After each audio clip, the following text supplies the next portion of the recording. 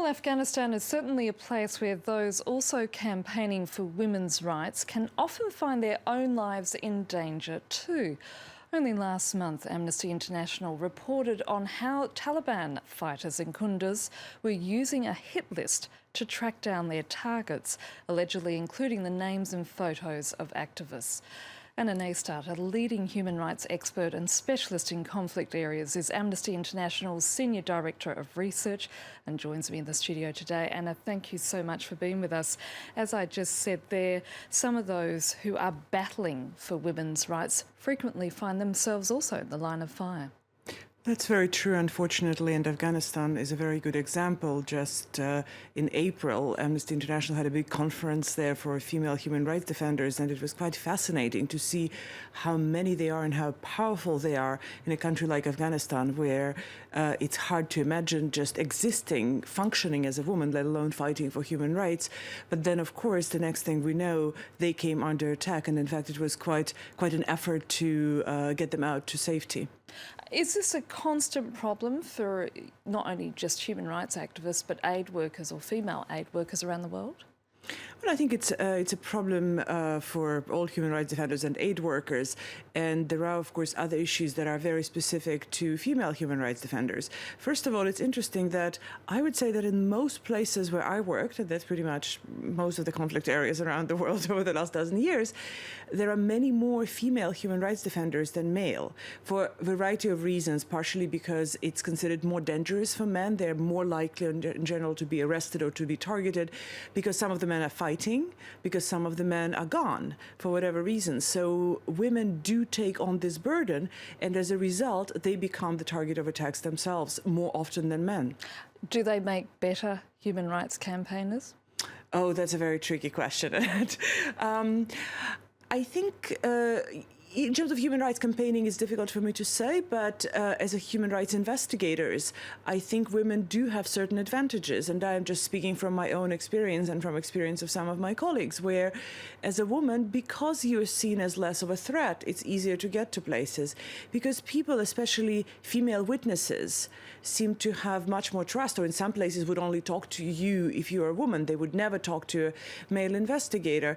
I also think, that women do in terms of interviewing witnesses, because they're sometimes maybe less focused on themselves, they sometimes make better interviewers. Now, you're very much known for your work on the ground in Syria when you were with Human Rights Watch, and in fact that became the focus of a documentary called The E-Team. And what you had to do in order to blend in was wear the hijab. That obviously must have helped you when it came to talking to people. Yeah, for starters, it was a must. I mean, the first time I went into Syria in a covert way. I did travel to Syria officially once, but once we started crossing the border from Turkey, there was no other way.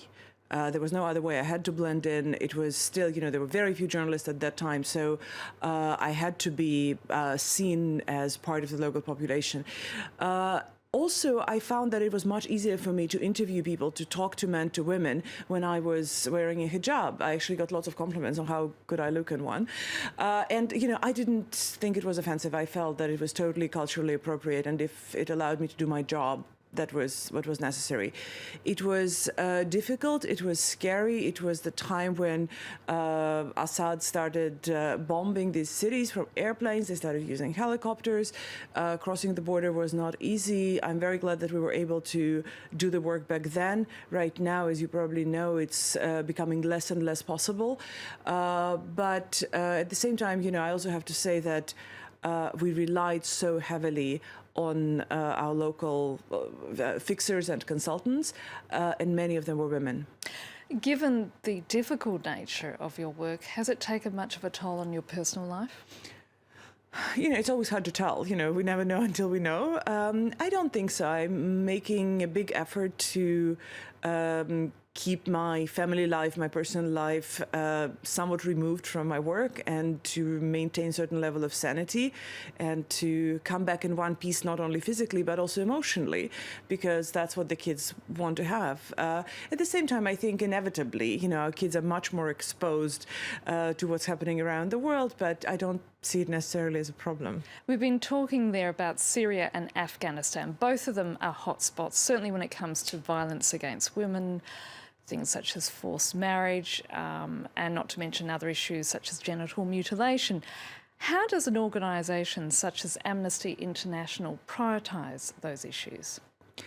Very directly, I would say. If you looked at our new strategic plan for 2016-2019 for the next 4 years, you would see that whatever area of work you take, gender mainstreaming is a huge part of it. If we're talking about human rights defenders, which is going to be one of Amnesty's next global campaigns, a huge part of this campaign is focused on female human rights defenders, and Afghanistan was the beginning of this work. If you take one of the campaigns we're running right now, which is called My Body, My Rights, it's all about things like decriminalization of abortion, about giving victims of sexual violence access to justice. We're just about to release some reporting on that in Tunisia, for example, where it has been a big problem and a big focus of our work in North Africa, with some progress, one step forward and 2 steps back, but nonetheless. So pretty much anything. If you take crisis, we're paying particular attention to, for example, if you look at the refugee crisis, right, the fact we are focusing quite a lot on the most vulnerable, and women and children are, of course, among them. Annette Young, I'm afraid we've run out of time. Thank you so much for coming in and talking to us. Thank you very much. It's a pleasure.